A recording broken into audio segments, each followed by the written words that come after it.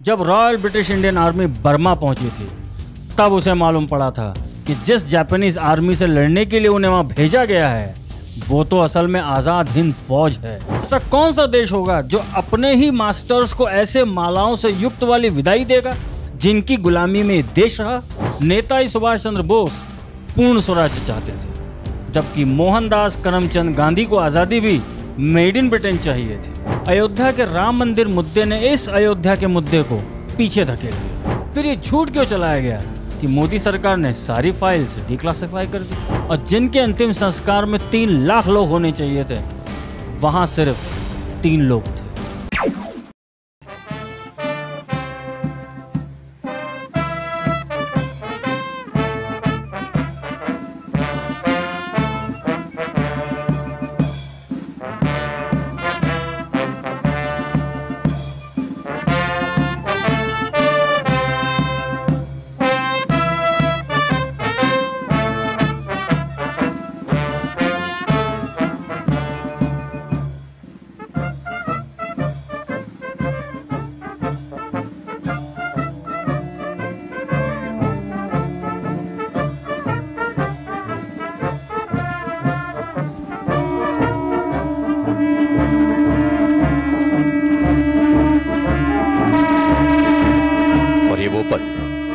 जब प्रधानमंत्री नरेंद्र मोदी ने नेताजी सुभाष चंद्र बोस की प्रतिमा का अनावरण किया।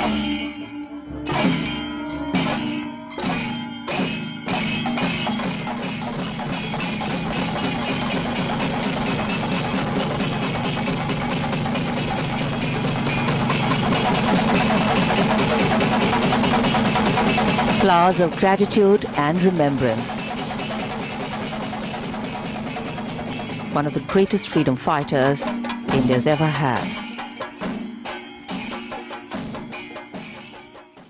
कहते हैं कोई स्वतंत्र देश जब तक पूर्णतः स्वतंत्र नहीं कहलाता जब तक वो अपनी पराधीनता के सारे निशान मिटा नहीं लेता।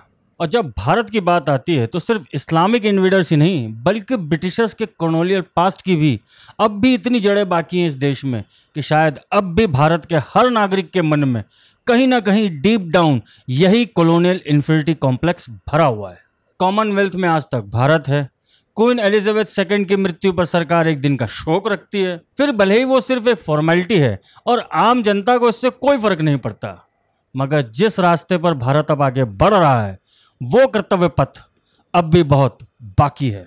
जानते हैं सब कुछ और ये भी कि कौन सा कर्तव्य अभी बाकी है। तो चलिए शुरू करते हैं।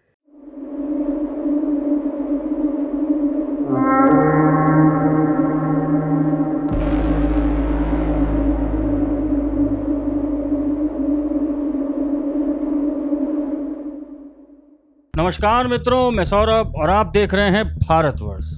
प्रधानमंत्री मोदी ने अभी कुछ दिनों में ऐसे कार्य किए हैं जिसने भारत की आगे की दिशा तय कर दी है। पहले भारत की नेवी के झंडे से क्रॉस हटाकर नया सिंबल लगाना और उसमें भी छत्रपति शिवाजी महाराज की रॉयल सील का डिजाइन होना और आधिकारिक रूप से उसे सरकार का ओन करना। राजपथ जो असल में किंग्सवे कहलाता था उसे कर्तव्य पथ करना और फाइनली नेताजी सुभाष चंद्र बोस की स्टैच्यू वहां लगाना जहां कभी ब्रिटेन के राजा की प्रतिमा लगी थी। क्लियरली ये कोई छोटे स्टेप्स नहीं है। मीडिया ने और कई सारे विश्लेषकों को अब भी समझ नहीं आया होगा कि ये काम कितने दूर तक जाएंगे। अब आप में से कुछ लोग ये जरूर कहेंगे कि यार मगर क्वीन एलिजाबेथ 2 की मृत्यु पर मोदी जी को ट्वीट नहीं करना था, इनमें रीढ़ नहीं है, हम क्यों मनाए शोक। सही बात है, हम भारत की जनता उसका क्यों शोक मनाए जिसके खुद के हाथ और उससे ज्यादा उसके परिवार के हाथ हम ही भारतीयों के खून से रंगे हों। मगर मैं सरकार के स्टेप को उतना ही नकली और सिंबॉलिकली बनावटी मानूंगा जितना इनकी गांधी भक्ति, क्योंकि कोई गांधी भक्त कभी भी नेताजी को स्थान दे ही नहीं सकता जो इस सरकार ने दिया है। कॉमनवेल्थ में भारत आज है, मगर जिस गति से भारत अपना नैरेटिव बदल रहा है कोई हैरानी नहीं होगी कि कुछ समय बाद भारत कॉमनवेल्थ से भी अपने आप को बाहर करेगा। कुछ समय मतलब यही 10-15 साल, क्योंकि काम बहुत बाकी है। यहाँ यूट्यूब पर बकलोली करके पब्लिक के सामने मास्टर स्ट्रोकवादी बनना या पॉपकॉर्न की तरह उछलना बहुत ही आसान है, मगर लॉजिकली विदाउट एनी बायस इन सारी घटनाओं का विश्लेषण करना थोड़ा मुश्किल है। क्योंकि मैं एक हिस्ट्री का स्टूडेंट हूं और मैं जब भी किसी विषय पर श्योर नहीं होता तब तक अपनी बात रखता नहीं। ना तो मैं मास्टर स्ट्रोकवादी हूं और ना ही रोतलूवादी पॉपकॉर्न। अब हम ये बात करेंगे कि अभी सबसे ज्यादा क्या जरूरी है भारत के इस नैरेटिव वॉर में आगे, क्योंकि प्रधानमंत्री मोदी ने नेताजी सुभाष चंद्र बोस की मूर्ति वहां लगाकर ना ही सिर्फ देश में बल्कि उससे ज्यादा वेस्टर्न कंट्रीज में आग लगा दी है। मगर फिर भी ऐसा क्या है जो अब भी बाकी है नेताजी सुभाष चंद्र बोस डेथ मिस्ट्री। नेताजी सुभाष चंद्र बोस की डेथ मिस्ट्री में आमतौर पर 3 थ्योरीज हैं।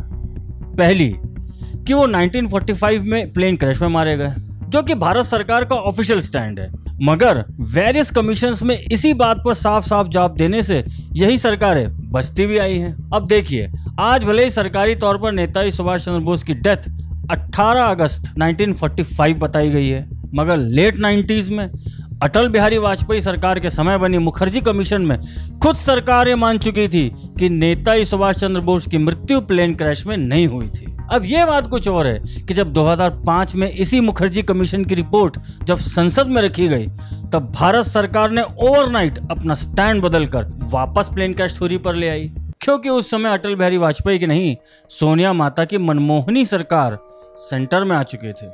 इस देश में जब जब कोई गैर कांग्रेसी सरकार बनी है, फ्रॉम मोरारजी देसाई से लेकर अभी मोदी सरकार तक, नेताजी के केस में हमेशा कुछ ना कुछ हुआ है। सहाय कमीशन बनना, रंकोजी टेम्पल में नेताजी की एशेस को भारत वापस लाने की मुहिम, मुखर्जी कमीशन बनना, या फिर नेताजी का पोर्ट्रेट संसद भवन में लगवाना हो। ऐसा इसलिए कि कांग्रेस, जो कि नेहरू गांधी की लेगेसी से चलने वाली पार्टी है, वो कभी नहीं चाहेगी कि देश उस व्यक्ति के बारे में जान ले जो एक्चुअली रीजन था भारत की आजादी का। कौन था वो जिसके डर से अंग्रेज पीछे हटे? क्यों भाई, वर्ल्ड वॉर में तो Britishers way on the winning side. अब यही बात कुछ लोग जरूर आर्गुमेंट देंगे ना कि भैया ब्रिटिशर्स की इकोनॉमिक हालत ठीक नहीं थी, मगर जर्मनी, जापान और इटली से तो खराब नहीं थी, क्योंकि जो विनिंग साइड होती है वो कहीं ना कहीं अपना रिकवरी कर लेती है। ऐसा कौन सा इंस्ट्रूमेंट था जिससे ब्रिटिशर्स ने देश को गुलाम बना रखा था? इंडियन आर्म फोर्सेस और इंडियन पुलिस, क्योंकि वो खुद तो कभी ग्राउंड पर आते नहीं थे। कौन थे जो अंडमान से लेकर लाहौर जेल तक हर क्रांतिकारी को यातनाएं देते थे? अंग्रेज या उनके पालतू काले अंग्रेज। 15 अगस्त ट्रांसफर ऑफ पावर था। ये रहस्य अब रहस्य नहीं है, क्योंकि ऐसा कौन सा देश होगा जो अपने ही मास्टर्स को ऐसे मालाओं से युक्त वाली विदाई देगा जिनकी गुलामी में देश रहा। लेट 50s तक भारत की सेना के अध्यक्ष अंग्रेज ही थे। अभी तालिबान ने जब वापस अफगानिस्तान टेक ओवर किया तो उसने क्या किया उन लोगों के साथ जो अमेरिकन एस्टैब्लिशमेंट से जुड़े हुए थे? सबकी लिस्ट बनाकर ठाए ठाए ठाए। और इधर भारत में क्या हुआ था ऐसे लोगों के साथ जो काले अंग्रेज थे? जनरल डायर ने जलियांवाला बाग में हुक्म दिया था, मगर ट्रिगर तो काले अंग्रेजों ने ही दबाया था। नेताजी सुभाष चंद्र बोस पूर्ण स्वराज्य चाहते थे, जबकि मोहनदास करमचंद गांधी को आजादी भी मेड इन ब्रिटेन चाहिए थी। तभी तो उस 1947 के ट्रांसफर ऑफ पावर के बाद और उससे थोड़ा पहले भी उन सभी लोगों के रिकॉर्ड्स इसी कांग्रेस की सरकार ने खत्म कर दिए थे, जिसमें उन सभी ऑफिसर्स, स्पाई मास्टर्स, अधिकारी, एजेंट्स सबके नाम थे जो अंग्रेजों के पालतू पिट्ठू थे। क्या आजाद भारत में इन लोगों के खिलाफ वॉर क्राइम्स का केस नहीं चलना चाहिए था? नहीं जी, ऐसे काले अंग्रेज आज़ादी के बाद भी पेंशन उठाते रहे। कोई जुडिशरी सिस्टम में लगा, कोई वापस फौज में चला गया, तो कोई वापस एस्टैब्लिशमेंट में। मगर वॉर क्राइम का केस किसके खिलाफ बन रहा था उस समय? नेताजी सुभाष चंद्र बोस पर, क्योंकि उन्होंने ब्रिटिशर्स के दुश्मन देशों जर्मनी और जापान से हाथ मिलाया था और आज़ाद हिंद फौज का निर्माण कर वर्ल्ड वॉर 2 में ब्रिटिशर्स को एक नए मोर्चे में उलझा दिया था। जब royal British Indian army Burma पहुंची थी, तब उसे मालूम पड़ा था कि जिस जापानीज आर्मी से लड़ने के लिए उन्हें वहां भेजा गया है वो तो असल में आज़ाद हिंद फौज है, जो लाउड स्पीकर पर यह कह रही थी कि हमसे क्यों युद्ध कर रहे हो, हम तो तुम्हारे भाई हैं। खैर, आज़ाद हिंद फौज आसाम में हारी, मगर उसकी हार ने इसी रॉयल ब्रिटिश इंडियन आर्मी में रिवोल्ट ला दिया। रॉयल ब्रिटिश नेवी की म्यूटिनी इस बात का प्रमाण थी कि नेताजी सुभाष चंद्र बोस हार कर भी जीते थे, क्योंकि उनका ये बिलीफ था कि जब वो भारत माँ को छुड़ाने आज़ाद हिंद फौज लेकर अंग्रेजों पर चढ़ेंगे तो उनका साथ ये पूरा देश देगा। अब चूंकि उस समय मोहनदास करमचंद गांधी था और उसका अहिंसा का ढोंग, और आज की तरह सोशल मीडिया भी नहीं था, तो ऐसे नैरेटिव बनाना और उसे ब्रॉडकास्ट करना काफी मुश्किल था। इसीलिए तो कहते हैं कि भैया ये मैसेज हर जगह फैलाओ। कई भारतीयों को तो युद्ध के बाद समझ में आया कि उन्हें कहाँ खड़ा होना चाहिए था। खैर ये इतिहास बहुत बड़ा है, फिर कभी बात करेंगे इस पर। अब आते हैं दूसरी थ्योरी पर, जो है तो सही मगर आधी। वो थ्योरी है कि Netaji Subhash Chandra Bose Taiwan plane crash में मरे नहीं थे, बल्कि वो इसे एक स्टेज ड्रामा बनाकर रशिया चले गए थे पॉलिटिकल असाइलम लेने। मगर चिचा नेहरू के कहने पर रशिया के तानाशाह स्टालिन ने नेताजी को मरवा दिया। अब सुनने में बड़ी चटपटी लगती है, क्योंकि चिचा नेहरू के प्रति हम सबका एटीट्यूड बहुत प्यारा है। अब इस थ्योरी में चिचा नेहरू और स्टालिन वाला एंगल थोड़ा हल्का है। वो इसलिए कि स्टालिन कभी भी नेहरू और गांधी का एडमायरर नहीं था। इवन जब गांधी की मृत्यु हुई थी तो 2 दिन तक रशिया ने श्रद्धांजलि के फूल तक नहीं भेजे थे। और एक स्टेटमेंट बड़ा फेमस हुआ था स्टालिन का चिचा नेहरू के बारे में कि Nehru is a political prostitute. अब जिसके ऐसे विचार नेहरू चिचा के बारे में होंगे और जिस रशिया ने पहले भी नेताजी की मदद की थी जर्मनी जाने में, वो क्यों उस व्यक्ति को मारेंगे जो उनसे पॉलिटिकल असाइलम लिए हुए है? उनके लिए तो नेताजी एक टूल बन सकते थे इसी नेहरू सरकार को ब्लैकमेल करने के लिए। क्यों? मगर जो तीसरी थ्योरी है वो इसी दूसरी थ्योरी से जुड़ी हुई है और इसका एक्सटेंशन है। वो है गुमनामी बाबा थ्योरी, जो यह कहती है कि नेताजी रशिया से वाया चाइना 1950s में ही भारत वापस आ गए थे और नॉर्दर्न इंडिया, यूपी में, लखनऊ में और खासकर अयोध्या में उनका जीवन बीता और उनके क्लोज सर्कल में लोग उनको भगवान जी के नाम से जानते थे। 1985 तक वो जीवित थे और 16 सितंबर 1985 को उन्होंने अपनी आखिरी सांस ली। 18 सितंबर 1985 को अयोध्या के गुप्तार घाट में उनका अंतिम संस्कार हुआ। ललिता बोस, जो खुद नेताजी सुभाष चंद्र बोस की भतीजी थी, उन्होंने इलाहाबाद हाईकोर्ट में पिटीशन लगाई थी कि भगवान जी के सारे सामान को सरकार संरक्षण दे और उसे ऑक्शन में न लगाए, क्योंकि उन्होंने अपनी मां के लिखे लेटर्स की पहचान की थी जो भगवान जी के बिलोंगिंग्स में मिले थे। यहां तक कि उन्होंने कई सामानों को नेताजी सुभाष चंद्र बोस के सामान के रूप में ही पहचाना था। मगर उसी समय अयोध्या के राम मंदिर मुद्दे ने इस अयोध्या के मुद्दे को पीछे धकेल दिया और जब आगे चलकर देवेगौड़ा की सरकार में रक्षा मंत्री रहे मुल्ला मुलायम सिंह यादव ने यह ऐलान किया कि वो जाएंगे जापान, रनकोजी टेम्पल से नेताजी की एशेस को भारत वापस लाएंगे, तब वापस ये मुद्दा गरमा जाता है कि नेताजी की मृत्यु सचमुच प्लेन क्रैश में हुई थी या नहीं। वापस से जांच की मांग उठी थी। तब तक अटल बिहारी वाजपेयी की सरकार आ जाती है और मुखर्जी कमीशन बन जाती है। अनुज धर, जो उस समय हिंदुस्तान टाइम्स के लिए काम करते थे, उनकी टीम जब अपने अखबार की ओर से इस कमीशन को कवर करने गई थी, तब किसी ने नहीं सोचा होगा कि वही अनुज धर और उनके मित्र चंद्रचूड़ घोष और श्रीजीत पनिकर और अन्य इस मुहिम के बाद में जाके सेंटर पॉइंट बनेंगे, जिसका सिर्फ एक ही लक्ष्य है कि नेताजी डेथ मिस्ट्री सॉल्व हो। उनकी टीम के प्रयासों से आज हम ये 3 थ्योरीज पर बात भी कर पा रहे हैं। ये तीनों थ्योरीज अनुज धर जी की ही हैं। मुखर्जी कमीशन अयोध्या फैजाबाद भी गई थी। उन सभी के डॉक्यूमेंट्री बयान भी लिए गए थे जो भगवान जी के संपर्क में थे, जिन्होंने टेस्टिफाई किया था कि यस, भगवान जी ही नेताजी हैं। कई लोगों के बयान लिए गए थे, इवन पूर्व प्रेसिडेंट और कांग्रेस के कद्दावर नेता प्रणब मुखर्जी के भी। कई डॉक्यूमेंट फाइल्स इस केस से जुड़ी हैं जो भारत सरकार के पास है, जो इस केस को 1 सेकंड में खत्म कर सकती है। ऐसे कुछ डॉक्यूमेंट्स जब अनुज धर के हाथ लगे थे तो उनमें से कुछ डॉक्यूमेंट्स में यह साबित हुआ था कि नेहरू सरकार 1945 के बाद से ही 50s और 60s में सुभाष चंद्र बोस के हर परिवार के सदस्य, इवन जो उनसे जीवन में एक बार भी मिला हो या इवन उनको एक खत भी लिखा हो, उस तक की जासूसी करा रही थी और इसकी पूरी रिपोर्ट अपने मालिक ब्रिटेन को भेज रही थी। सोचिए, एक स्वतंत्र देश में एक इंसान के हर जानने वाले की जासूसी की रिपोर्ट एक दूसरे देश की इंटेलिजेंसिया को भेजी जा रही थी। ये कौन सी आज़ादी थी भाई हमारी इंटेलिजेंसिया की?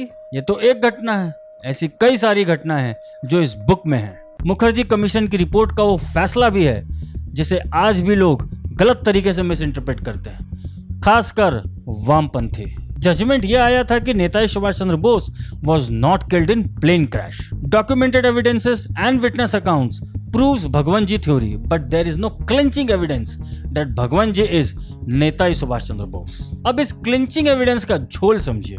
ऐसा है कि भगवान जी के दांतों का डीएनए सैंपल लिया गया था, हैंडराइटिंग का सैंपल भी लिया गया था, मगर जब सरकारी लैब में इनका टेस्ट होता है तो भैया रिपोर्ट नेगेटिव आती है। वैसे भंवरी देवी के केस में डीएनए टेस्ट एफबीआई के लैब में हुई थी, मगर नेताजी, अबे गांधी चले गए मगर उनके चेले छोड़ गए। अनुज धर की टीम के अनुसार जब सरकार से डीएनए की रिपोर्ट मांगी गई तो इसे नेशनल सिक्योरिटी का इशू बताकर रिजेक्ट कर दिया। मगर सरकारी रिपोर्ट के अनुसार भगवान जी तो नेताजी नहीं थे, तो क्या दिक्कत है भाई? मजबूरी का नाम मोहनदास करमचंद गांधी। मेरा मतलब है दया कुछ तो गड़बड़ है। हालांकि हैंडराइटिंग सैंपल अनुज दर्जी के पास भी था और उन्होंने इसे कई रिनाउंड हैंडराइटिंग एक्सपर्ट के पास भी भेजा था विथ नेताजी हैंडराइटिंग सैंपल, मगर उन्होंने इस केस के बारे में उन लोगों को कुछ नहीं बताया और रिपोर्ट पॉजिटिव आई। अब चूंकि डीएनए सैंपल अनुज जी के पास है नहीं, तो इसका टेस्ट कैसे करा पाते हैं? मजे की बात यह है कि अगर सरकारी रिपोर्ट के अनुसार भगवान जी का डीएनए और हैंडराइटिंग नेताजी सुभाष चंद्र बोस से मैच नहीं करती है,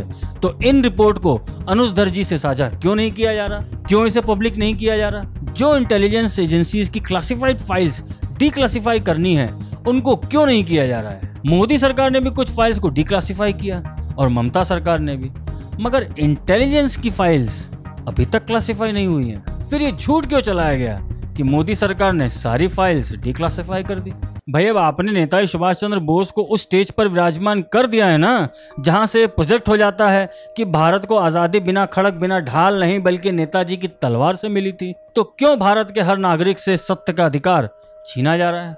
वो क्यों नहीं जान सकते कि नेताजी कैसे गुमनामी की जिंदगी जिए और जिनके अंतिम संस्कार में 3 लाख लोग होने चाहिए थे, वहां सिर्फ 3 लोग थे।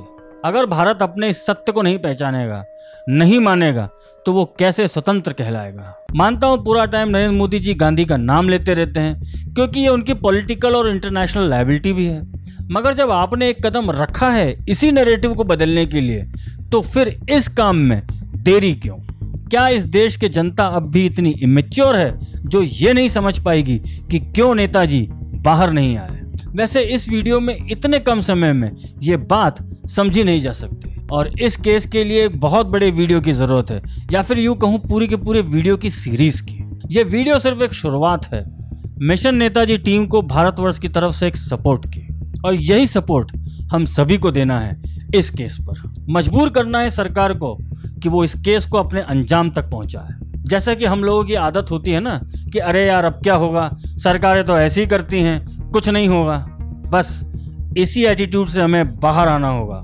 कितने ही काम ऐसे हुए हैं सरकार के कार्यकाल में जो शायद जनता के मूड से ही फाइनल हुए हैं, वरना वो काम ना जाने कब से टेबल पे पड़े पड़े अपने अंजाम के लिए इंतजार कर रहे थे। अगर हम सभी लोग इस मुद्दे पर बात करेंगे, जागरूकता फैलाएंगे, सरकार पर दबाव बनाएंगे, तब जाकर इस मुद्दे का हल निकलेगा।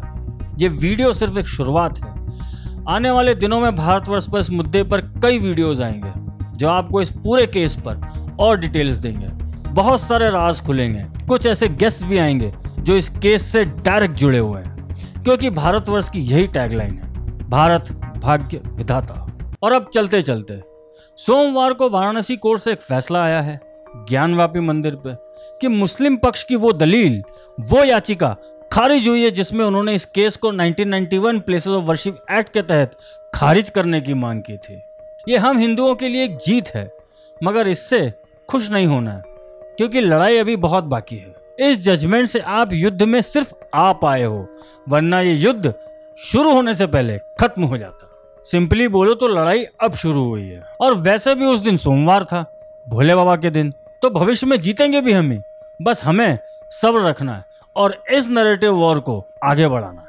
अगर आप भी नेताजी सुभाष चंद्र बोस की आजाद हिंद फौज और नेवल म्यूटनी के वीर गति प्राप्त सैनिकों के सम्मान में एक भव्य मेमोरियल वहीं कर्तव्य पथ पर देखना चाहते हैं, तो इस वीडियो को लाइक, कमेंट, शेयर और चैनल को सब्सक्राइब अवश्य करें, क्योंकि इस नए भारत के भाग्य विधाता हम हैं।